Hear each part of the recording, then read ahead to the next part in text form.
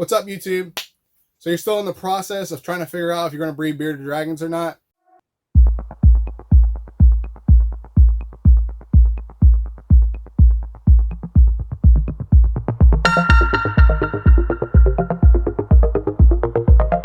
If you plan on breeding bearded dragons, or whether you just want to do some research to see what you have or what you're going to do in the future, you need to watch this video. So in this video, we're actually going to talk about what you should actually be doing as far as creating a breeding program for your bearded dragons. With bearded dragon genetics, there's 4 recessive genetics and 3 dominant genetics that I actually want to talk about today, and that's what I revolve my breeding program around. So that's what I'm going to show off today. I'm going to show you what I plan on doing for a season of 2023, and hopefully it gives you an idea of what a breeding program is supposed to look like. You obviously don't want to spend a bunch of money investing in animals and then you put them together and you don't get things that people actually want to buy. If this is your first time watching my videos, please subscribe. Please hit that notification bell so you don't miss anything that I put out in the future. If you haven't already started watching my previous videos, I would suggest going to do that because there's a lot of information in those videos that might become helpful to you, especially if you're planning on breeding bearded dragons or ball pythons. So I always tell people that if you want to breed any animal, whether it be a ball python or a bearded dragon, find yourself a powerhouse male. With bearded dragons, it's not a lot of genetics, so therefore the powerhouse male isn't going to be a lot. This guy here, he is a hypotrans leatherback dunner. So he's 2 recessive genetics, 2 dominant genetics. So hypo is recessive, translucent's recessive, and then he's also a leatherback and a dunner. So now, to show off what females I have for him, you need to understand that most people do not like breeding translucent to het translucent, and most people will tell you that you shouldn't breed translucent to het translucent.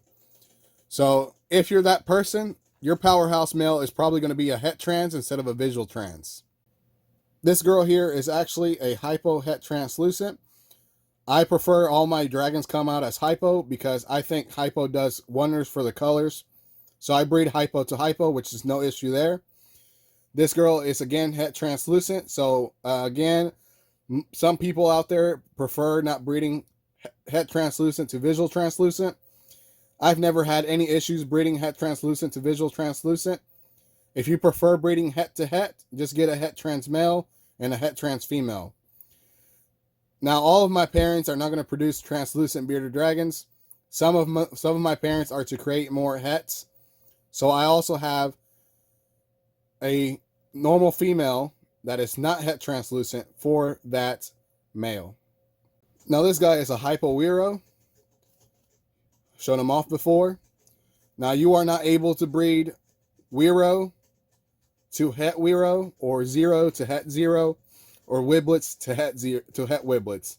You can only breed het to het with wiblets or 0, and also wero, which is the same thing. It's just this animal here is both visually a wiblet and a 0, so therefore they call him a wero. Now, because you can't breed het wero to visual wero, or het 0 to visual 0, or het wiblets to visual wiblets, this guy is actually being paired to a couple females that are hypo het trans or trans het hypo or hypo trans, mainly to make more het weros. He is a possible het trans, so he's only 66% het trans. Whether he proves out or not doesn't matter. I'm only breeding him to make some more het weros. Here's one of the females that wero is being paired to. She's actually on the nasty side because she decided to run through poop not that long ago. She is a hypotrans leatherback dunner being paired to that het wero. So all the babies are going to come out hypo. If he doesn't prove out to be het trans, all the babies are going to come out het trans as well. And then approximately half the babies will be leatherback and half the babies will be dunner.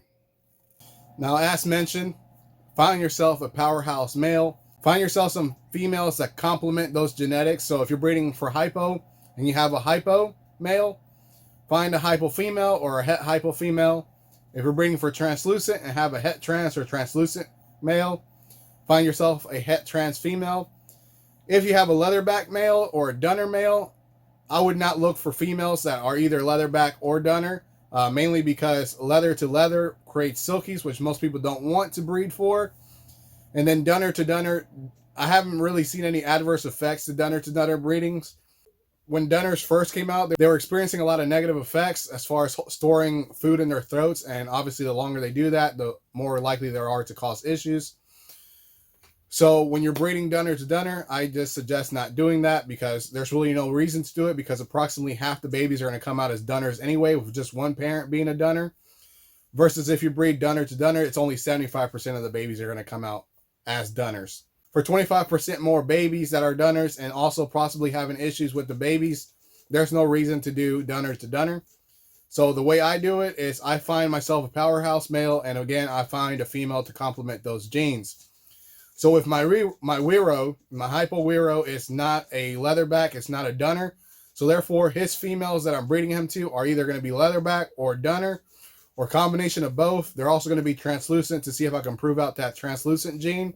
And if he doesn't prove out, like I said, it doesn't really matter to me as long as I can make het Weros. With that orange Hypotrans leatherback dunner, all his females are going to be het trans, because again, you can't do translucent to translucent. With some of his females that I'm pairing him to this year are going to be only 66% het trans or possible het trans. So there's going to be a chance of me not getting any translucent babies out of his clutches, even though he is a visual translucent. So if you made it this far into the video, I appreciate it. Don't forget to like, share, and subscribe, and hit that notification bell so you don't miss anything that I put out in the future. Peace.